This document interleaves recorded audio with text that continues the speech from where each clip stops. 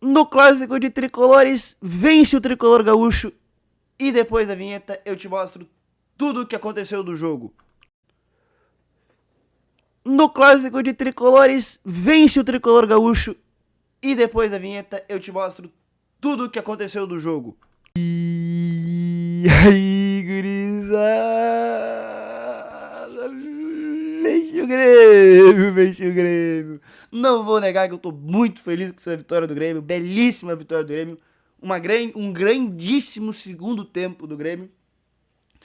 E um jogo muito interessante de alguns que eu quero trazer aqui. Vamos começar rapidinho aqui.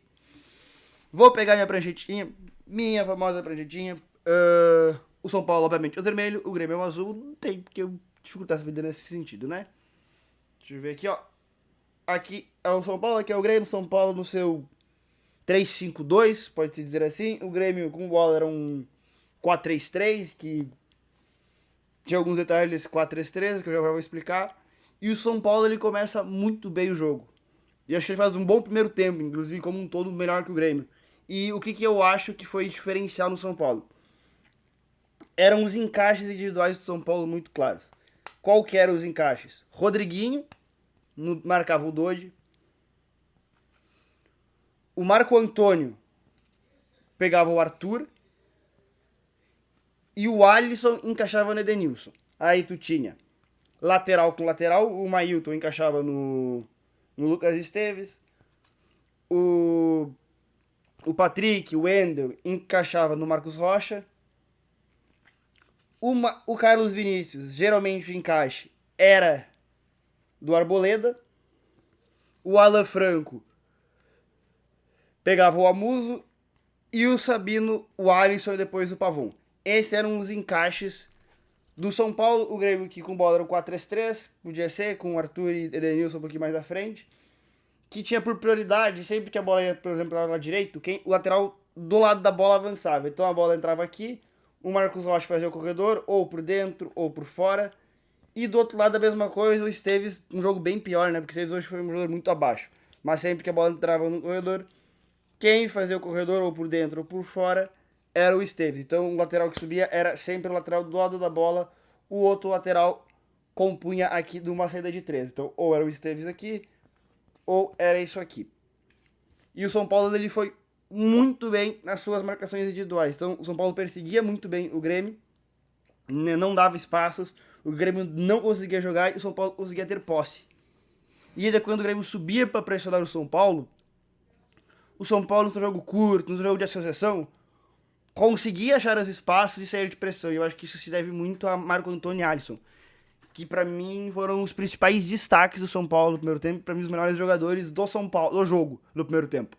Era Marco Antônio e Alisson, a fluidez que dava o Alisson para sair jogando, o Marco Antônio progredindo com posse, achando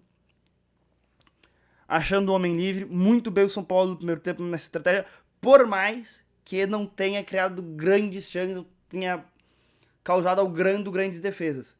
Mas conseguiu chegar, teve boas chances com o Tapia, teve uma bola que passou perto do Luciano. Então, assim, o São Paulo no primeiro tempo teve chances e um Grêmio que não se encontrou durante o primeiro tempo. Até que acha o gol. O Grêmio acha o gol no finalzinho do primeiro tempo, já ali pra cima dos 25, 30 minutos. Acha o gol o Carlos Vinícius numa jogada do Amuso. E o Grêmio faz 1x0 e vai pro intervalo 1x0. No intervalo, o Crespo muda o time e eu acho que essa substituição no final ela foi ruim, que ela piorou o São Paulo.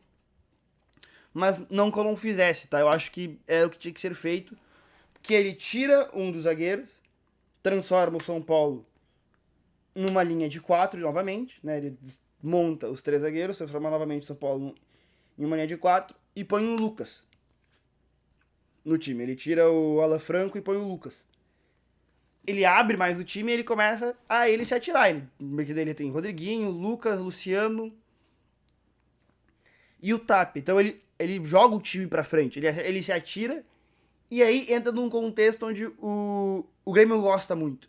Né? Esse time do Grêmio é meio forjado a jogo em transição. O Grêmio gosta desse jogo de ter que transicionar. E o Grêmio sem bola, ele tinha uma postura bem interessante, cara. Bem interessante. o Grêmio sem bola, a maioria das vezes, variava um pouco, né? Deixa eu até montar aqui. O Grêmio sem bola era mais ou menos isso aqui, podendo ter uma pequena variação que eu vou mostrar. Era um 4-1-4-1, né? Tu tinha a linha de 4, bem montadinha aqui, mais por dentro. O Grêmio tentava ao máximo tirar o jogo por dentro. Ele permitia ao São Paulo os corredores, né? Era algo que o Grêmio aceitava que o São Paulo tivesse os corredores. E muitas vezes virava linha de 5, inclusive quando o Pavão entrou. Por quê? Porque os dois atrás do São Paulo são muito agudos. Então o Pavão acompanhava muito do que foi o Patrick. Então o Patrick às vezes estava aqui, era o jogador mais aberto, o Pavão acompanhava para não transformar em inferioridade numérica, porque tinha que ter Luciano, Tapia, aí teria Rodriguinho por fora, não se peguem os números. Aí 2 volantes, uma saída de 3, e tu teria mais um cara aberto aqui. No normal, a gente tá falando de muita gente, acho que até isso aqui, na verdade, né? É o Luciano aqui e era mais isso aqui. A gente tá falando de 5 contra 4 numa última linha. Isso aqui é um problema. Então o que o Grêmio fez? O Grêmio baixava o Pavon por uma linha de 5, o Marcos Rocha se transformava numa espécie de zagueiro pelo lado direito, deixando o Noriega como um zagueiro central, e igualava, não deixava virar um 5 contra 4 na última linha. E isso aqui foi muito útil. Então o Grêmio defensivamente foi muito bem. E o que o Grêmio queria? O Grêmio queria induzir o São Paulo a ir a certos espaços, e quando essas bolas entravam no espaço, que geralmente era dos lados, o Grêmio conseguia pressionar e tomar a bola do São Paulo, ou forçar o São Paulo ao erro. Então, assim, eu acho o Grêmio muito bem hoje, muito bem humano na sua estratégia. E daí, o Grêmio bem taticamente, algumas individualidades hoje se ressaltaram. O Arthur, que desde que chegou é um dos melhores jogadores do time. O Pavão hoje, que inclusive muitíssimo criticado hoje, fez uma exemplar partida. Inclusive ele começou no banco. E foi extremamente comemorado pela torcida do Grêmio que o Pavão começou no banco. E hoje ele fez uma espetacular partida entrando logo no primeiro tempo, quando o Alisson machuca. Noriega muito bem. Marcos Rocha, um baita segundo tempo. Primeiro tempo eu achei ele tomando algumas decisões muito equivocadas. No segundo tempo o Marcos Rocha cresceu muito. Edenilson também, outro muito criticado, que foi muito bem. Então, assim, o Grêmio, no geral, ele foi muito bem. Principalmente no segundo tempo, onde o Grêmio melhora, onde o Grêmio também tem mais espaços e consegue jogar um jogo que lhe agrada mais, que é esse jogo de transição. E um São Paulo que não conseguiu agredir tanto o Grêmio. Consegue agredir no final ali, tem uma outra bola, acho que o Ferreira consegue criar. Mas, beleza, dentro do jogo, assim, é o São Paulo tem um bom time. Então é normal que o São Paulo crie alguma chance, mas num contexto normal, eu acho que o Grêmio foi muito bem. O Grêmio não teve que fazer grandes milagres no jogo. E assim, o jogo tecnicamente, às vezes, ele quebra, porque assim, e a gente vai ter que comentar sobre isso, porque é um jogo de dois times que sofrem muito, estão sofrendo muito com isso essa temporada. É um jogo de 21 desfalques. 21. 11 pro Grêmio, 10 desfalques pro São Paulo, fora porque eu não tô contando o Lucas e o Luiz Gustavo que estão voltando agora. Então, recém voltando dos seus primeiros jogos. O Lucas tem um pouquinho mais. O Luiz Gustavo voltando hoje. Eu não lembro se ele tinha jogado outro jogo. Não lembro, realmente. Se já jogou, comentem aí. Então, assim, é muito jogo, é muito desfoque. Mas como ninguém no Brasil se presta a discutir calendário, a gente vai ficar aqui quietinho, os clubes ficam na dele. Ah, foda-se, tá ligado? Então, tá ligado? A gente vai continuar convivendo com times com 12, 13 desfalques e achando normal e achando que tá tudo certo e que o problema é o campo, que o problema é não sei o que, sei lá qual que é o problema. Frio, não sei. Mas a gente vai continuar achando isso em vez de mudar o que realmente precisa, que é o calendário, né? Crítica feita, acho que é isso. Um Grêmio bem, um Grêmio que dá uma distanciada boa do Z4, abre 10 pontos da zona. Começa já a conseguir planejar o ano que vem com mais calma.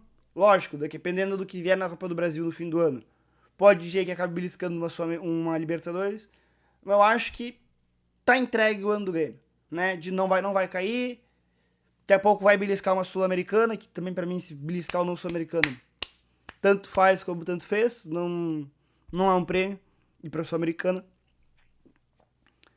Se conseguir a vaga na Libertadores, melhor. O São Paulo tá de férias já, o São Paulo não tem mais pelo que brigar. Então, meio que o São Paulo tá esperando o ano acabar pra recomeçar ano que vem, com menos desfalques, beleza? Deixa o like, se inscreve no canal, tamo junto.